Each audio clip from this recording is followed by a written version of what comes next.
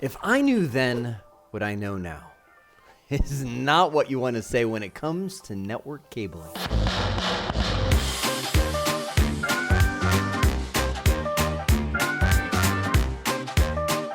Hi, my name is Jeremy Char. I'm the CEO and founder of VIA, and over the years we have seen a ton of different challenges as we've stepped into the cabling world. When we started cabling businesses 10 years ago, we mostly followed people around and took orders because that's what people did. Hey, we need a network cable there, we need one there, and we would fulfill that order.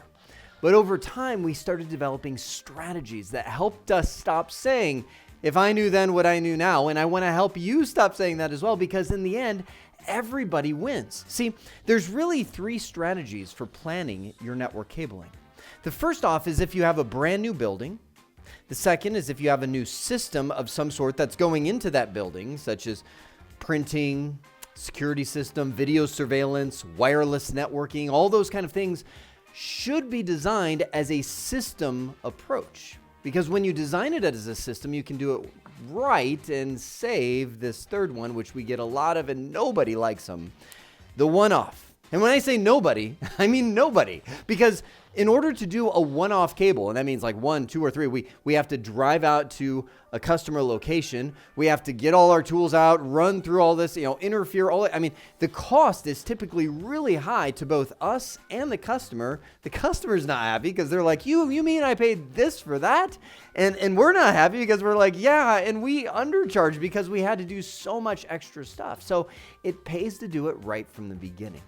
So what I want to talk about is kind of the big picture in this video that you can approach, first off, a new building. Now I'm going to have a whole video of here's kind of the best template, the best layover that we can do for a new building. But I want to get one big concept in your mind, and that is the idea of the maximum cable distance.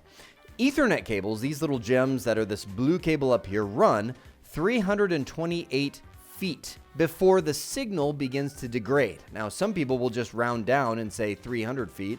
Some people will not even think about the distance. Technically, it's supposed to be 100 meters that these can go before you start losing signal. The reason that's such a big deal is because if you exceed that, which we found a lot of people do, you just stop thinking. You're just running the cable, trying to reach the locations that you need. You start running into poor performance, which is the worst issue that you could possibly have. I know you're thinking, I could think of worse. No. You want it to be broken. You don't want it to have poor performance, because what you end up with is people that are like, yeah, my internet connection is slow, because that's how most people report it, right? Do you realize how much time that's going to consume of people going, well, what and why? Nobody thinks, oh, it's a cable that has exceeded 328 feet, right? And it takes sophisticated equipment to actually identify that. So doing it right from the beginning means when you come to this building, as you're starting to think about it, have your central room, which a lot of people call the MDF, the main distribution facility, be at the place where it can reach most locations within that 300 feet termination. Now, this is where you install those switches. That's where all the cabling comes to. And you can plan 300 feet, 300, or less from that location. Now, obviously, there's tons of buildings that are far larger than, we'll say, a 600-foot maximum radius from one room. So you can build secondary rooms known as IDFs, intermediate distribution facilities. And the beauty is you can connect those rooms with fiber optic cable. Now, fiber optic can run really long, and I'll have a whole section where I talk about fiber in itself. That allows you to connect your switches directly together using light signal. Can travel much further without any signal degradation. So from there, we can then run each one of these another 300 feet. Can you daisy chain? Can I take this IDF to another one, et cetera, et cetera?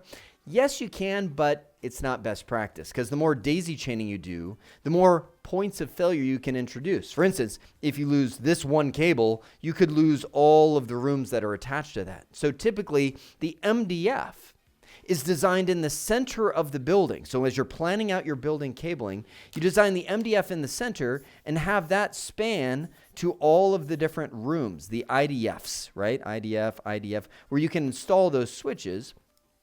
And then from there, span out that 328 feet to a new building.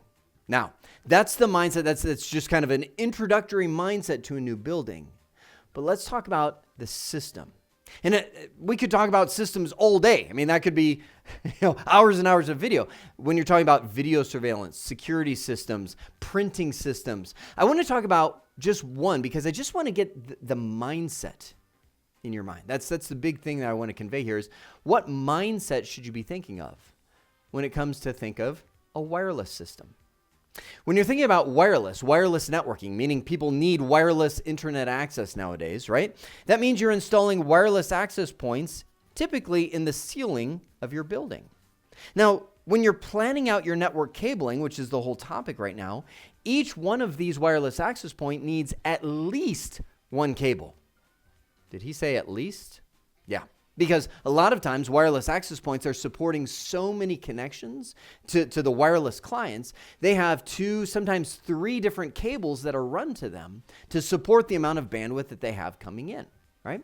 So in that planning, the big thing that you want to do is called a predictive wireless survey. That means that even though the building may not have walls yet, you may not even have the drywall up, you can sketch it out and design it in a way that allows you to plan where those wireless access points go. It's not a generic layout. It's not just like, okay, click the button, there's our layout of wireless access. No, it needs to be some thought and planning. Like, how many people are going to be in that area? Are we going to have a conference room? How many people will be in there? What will they be doing inside of there? The phones that are running on the network, are those going to be wireless or are those going to be wired? Wired, by the way. Say wired. You don't want wireless phones, right? There's so many things to consider with that. So as you're planning, the first thing that you should do, and here's the big mindset approach that I want to embed in your mind, is to think about wireless as a system.